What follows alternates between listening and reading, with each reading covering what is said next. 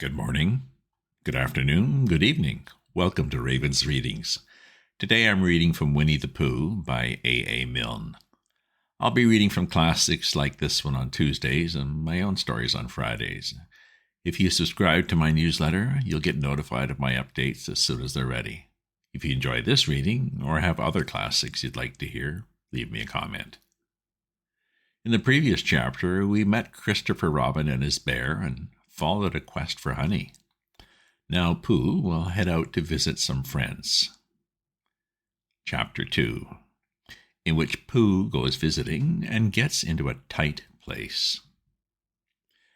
Edward Bear, known to his friends as Winnie the Pooh, or Pooh for short, was walking through the forest one day, humming proudly to himself. He had made up a little hum that very morning, as he was doing his stoutness exercises in front of the glass.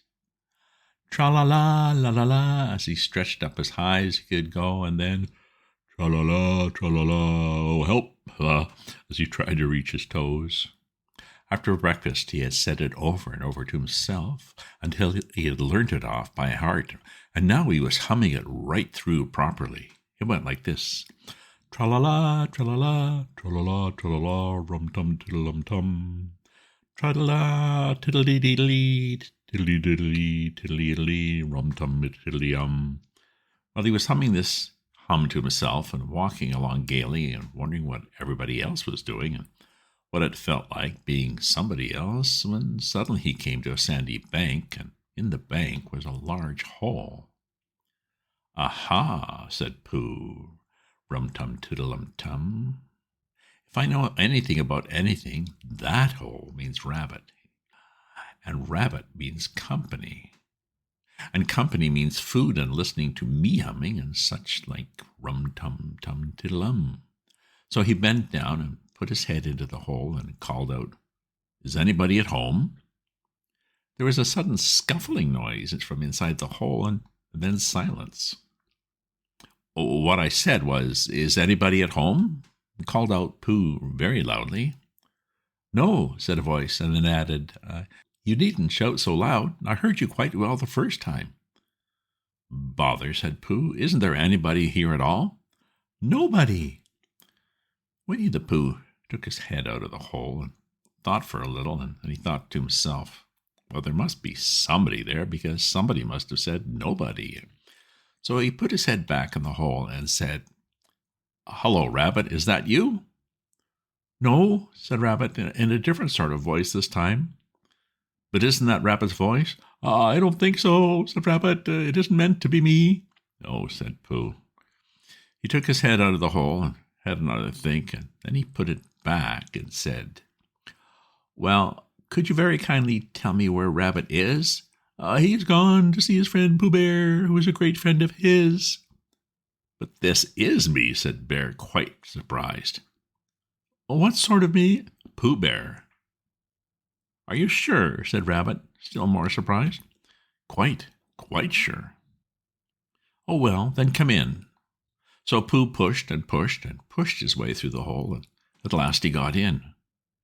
"You were quite right," said Rabbit, looking at him all over. "It is you. Oh, glad to see you. Who did you think it was?" "Well, I wasn't sure. You know how it is in the forest. One can't have anybody coming into one's house. One has to be careful. What about a mouthful of something?" Well, Pooh always liked a little something at 11 o'clock in the morning, and he was very glad to see Rabbit getting out the plates and mugs, and when Rabbit said, "Honey or condensed milk with your bread," he was so excited that he said both, and then, so as not to seem greedy, he added, but don't bother about the bread, please." And for a long time after that he said nothing, until at last, humming to himself in a rather sticky voice, he got up, shook Rabbit lovingly by the paw, and said that he must be going on. "Must you?" said Rabbit politely. "Well," said Pooh, "I could stay a little longer if you," and he tried very hard to look in the direction of the larder. "Well, as a matter of fact," said Rabbit, I was going out myself directly." Well then, I'll be going. Goodbye." "Well, goodbye," said Rabbit, "if you're sure you won't have any more." "Is there any more?" asked Pooh quickly. Rabbit took the covers off the dishes and said, "No, there wasn't." Well, I thought not, said Pooh, nodding to himself. Well, goodbye, I must be going on. So he started to climb out of the hole, and he pulled with his front paws, and he pushed with his back paws, and a little while his nose was out in the open again, and then his ears, and then his front paws, and then his shoulders, and then... Oh, help, said Pooh, I'd better go back. Oh, bother, said Pooh, I shall have to go on. I can't do either, said Pooh. Oh, help and bother. Now, by this time, Rabbit wanted to go out for a walk too, and finding the front door full, he went out by the back door and came round to Pooh and looked at him. Hello, are you stuck? He asked. No, said Pooh carelessly, just resting and thinking and humming to myself. Here, give us a paw. Pooh Bear stretched out a paw, and Rabbit pulled and pulled and pulled. Ow, cried Pooh, you're hurting. The fact is, said Rabbit, you're stuck. It all comes, said Pooh crossly, of not having front doors big enough. It all comes, said Rabbit sternly, of eating too much.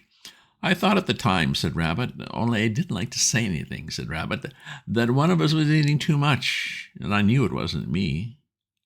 Well, I must go and fetch Christopher Robin. Christopher Robin lived at the other end of the forest, and when he came back with Rabbit and saw the front half of Pooh, he said, Silly old bear, in such a loving voice that everybody felt quite hopeful again. I was just beginning to think, said Bear, sniffing slightly, that Rabbit might never be able to use his front door again, and I should hate that, he said. So should I, said Rabbit. Use his front door again, said Christopher Robin. Of course he'll use his front door again. Good, said Rabbit. If we can't pull you out, Pooh, we might push you back. Rabbit scratched his whiskers thoughtfully and pointed out that when once Pooh was pushed back, he was back. And of course, nobody was more glad to see Pooh than he was. Still, there it was. Some lived in trees and some lived underground. And You mean I'd never get out, said Pooh. Well, I mean, said Rabbit, that having got so far, it seems a pity to waste it. Christopher Robin nodded. Well, and then there's only one thing to be done, he said. We shall have to wait for you to get thin again. How long does getting thin take? Asked Pooh anxiously. About a week, I should think. But I can't stay here a week. You can't stay here, all right, silly old bear. It's getting you out which is so difficult. We'll read to you, said Rabbit cheerfully. And I hope it won't snow, he added. And I say, old fellow, you're taking up a good deal of room in my house. Do you mind if I use your back legs as a towel horse? Because, I mean, there they are doing nothing, and it'd be very convenient just to hang the towels on them. A week, said Pooh gloomily. What about meals? I'm afraid no meals, said Christopher Robin, because of getting thin quicker. But we will read to you. Bear began to sigh, and then found he couldn't because he was so tightly stuck, and a tear rolled down his eye as he said, Then would you read a sustaining book, such as would help and comfort a wedged bear in great tightness?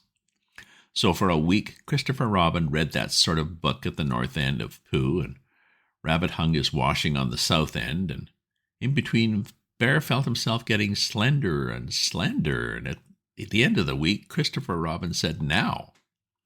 So he took hold of Pooh's front paws, and Rabbit took hold of Christopher Robin, and all of Rabbit's friends and relations took hold of Rabbit, and they all pulled together, and for a long time, Pooh only said, Ow, and oh, and then all of a sudden he said, Pop, just as if a cork were coming out of a bottle.